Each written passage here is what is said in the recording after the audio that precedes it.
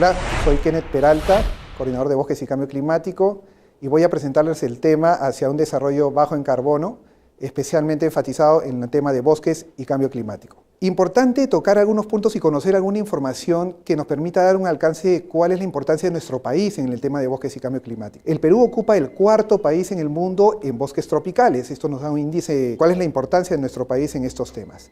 Es el noveno país en superficie forestal. Se encuentra entre los 17 países megadiversos del mundo. Y un indicador también importante es que ocupa el primer lugar en diversidad de especies de mariposas con alrededor de 3.700 especies. También ocupamos un segundo lugar en la diversidad de especies en aves, con 1.847 especies reportadas aproximadamente. Ahora, ¿por qué es importante abordar el tema de bosques y cambio climático? Bueno, el tema de bosques y cambio climático es importante para nosotros porque nuestro país tiene una gran superficie ocupada por los bosques. Tenemos aproximadamente el 60% de nuestro territorio que está ocupado por los bosques, de los cuales casi el 54% de los bosques están ubicados en nuestra Amazonía. El 3.2% de nuestros bosques corresponden a bosques secos ubicados en la costa norte de nuestro país, y los bosques andinos ocupan aproximadamente el 0.2% de nuestro territorio. Es decir, tenemos un porcentaje bastante alto. Ello significa que el tema de bosques es importante para nosotros y por ello debemos tener presente todas estas cifras. ¿Por qué son importantes los bosques y por qué debemos gestionarlos? Es importante porque los bosques nos proveen de bienes maderables y no maderables. Dentro de los bienes maderables podemos identificar obviamente la madera que utilizamos para la construcción y talleres y obras. Bienes no maderables como la provisión de semillas, de otros tipos de recursos, de resinas que nos proveen también los bosques. Esta función de conservación de la biodiversidad también es importante porque es el hábitat justamente de las diferentes especies que podemos albergar ahí en el bosque. Otra de las condiciones de la importancia del bosque es porque regula el clima, nos ayuda obviamente a través de sus procesos de respiración, de control de humedad, podemos hacer una regulación del clima. Es un almacén de carbono importante. Tenemos registrados que por lo menos una hectárea de bosques tiene aproximadamente más de 120 toneladas de carbono, digamos, en los bosques por hectárea, y también provee una protección contra la erosión de los suelos y regula el ciclo del agua. Estas son las funciones importantes de por qué debemos considerar y proteger nuestros bosques en el país. ¿Qué objetivos debemos abordar para poder hacer una gestión adecuada de nuestros bosques? Debemos abordar 3 elementos. El primero de ellos es el elemento de mitigación. Y sobre el elemento de mitigación debemos trabajar elementos de sostenibilidad y productividad de nuestros paisajes forestales. Otro elemento a trabajar es el tema de adaptación. Y sobre la adaptación debemos mejorar la respuesta de los bosques a los efectos del cambio climático.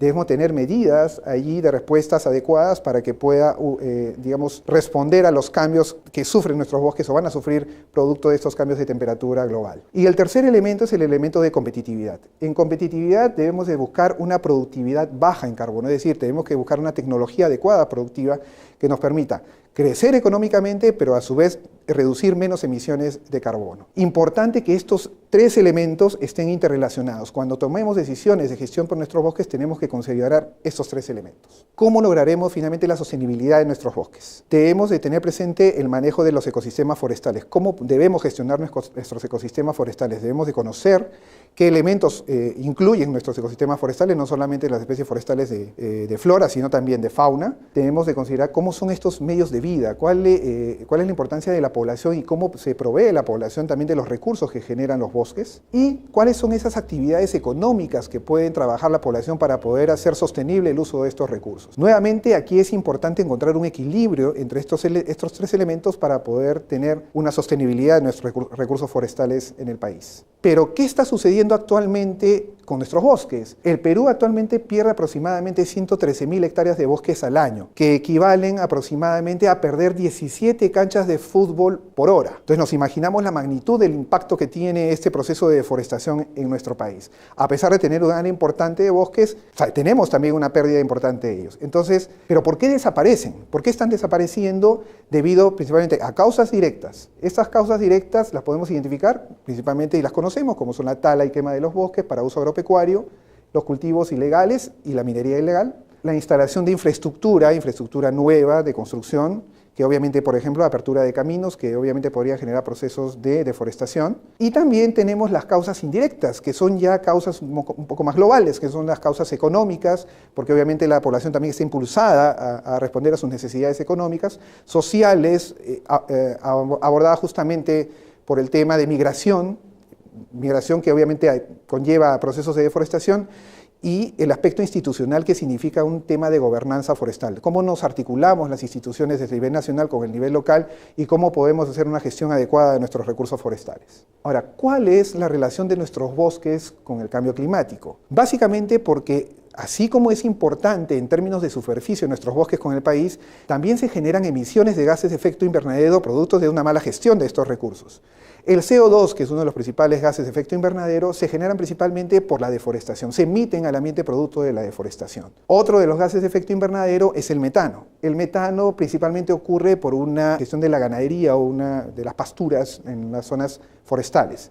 Y el tercer gas de efecto invernadero es el óxido nitroso, que principalmente se debe al uso de fertilizantes y de agroquímicos en la producción y en la apertura de nuevas áreas productivas a costa de nuestros bosques en el país. Y este gráfico nos puede mostrar la importancia en términos de emisiones de gases de efecto invernadero del sector forestal, siendo aproximadamente el 40% ya el año 2009 de las emisiones nacionales, ¿no? ¿Cuáles son las medidas de mitigación que podemos abordar en nuestros bosques? Una de las medidas son las medidas apropiadas a cada país, o NAMAs por sus siglas en inglés, y son medidas que promueven el desarrollo sostenible y reducen las emisiones de gases de efecto invernadero. Una segunda medida que ya tiene algunos años de implementación es a través del mecanismo de desarrollo limpio, que permite que se ejecuten proyectos de inversión que se elaboran en nuestros países en desarrollo y que puedan obtener beneficios económicos a través de la venta de certificados de reducciones de emisiones. El tercer punto de mitigación que podemos trabajar en nuestros bosques es la reducción de emisiones por deforestación y degradación,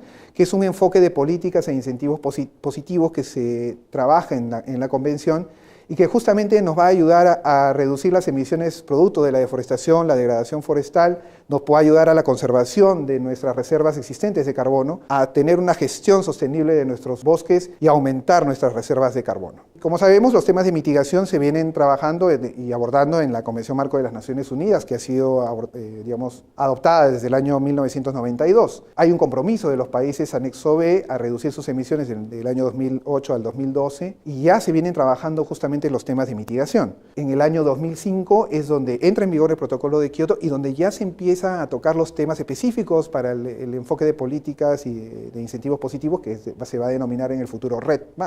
En el año 2010 se acuerda los países en desarrollo que deben contribuir a la mitigación del cambio climático en el sector forestal, adoptando, de acuerdo a sus capacidades y las circunstancias nacionales, las medidas que se consideran para el mecanismo o para las medidas de REDD. Finalmente, en el marco de Varsovia, en la COP19, se dieron 7 decisiones importantes para poder comenzar la implementación del mecanismo REDD en nuestros países. ¿Qué necesitamos como país para poder implementar el mecanismo REDD? Necesitamos contar con desarrollar una estrategia o un plan de acción REDD que nos permita articular acciones con los diferentes actores involucrados en la gestión de los recursos forestales y que podamos tener una construcción participativa de estos elementos del plan de acción. Un segundo elemento es que el país debe contar con un nivel de referencia nacional de emisiones que estén relacionadas a la deforestación, a las diferentes actividades que se consideran dentro de REDD que les mencioné anteriormente. El tercer elemento es que debemos contar con un sistema nacional de medición, reporte y verificación, porque lo que debe hacer el país es obviamente demostrar ante la Convención cómo estamos nosotros midiendo y reportando estas reducciones de emisión y cómo podemos verificarlas y certificar que realmente estamos generando estas reducciones de emisiones en el sector forestal. Finalmente, es el cuarto elemento para poder tener un sistema REDD implementado es el contar con un reporte de cómo se atienden y respetan las salvaguardas ambientales, sociales y económicas en el país. Estos 4 elementos nos van a permitir contar con un mecanismo REDD implementado, obviamente aunado a otros elementos que en el transcurso de los años debemos seguir implementando y desarrollando. Yo soy Kenneth Peralta, mi correo electrónico es kperalta@minam.gov.pe. Pueden ver ustedes el correo electrónico en pantalla. Pueden comunicarse conmigo si tienen alguna duda o sugerencia respecto al tema y podremos seguir abordándolo en una próxima oportunidad.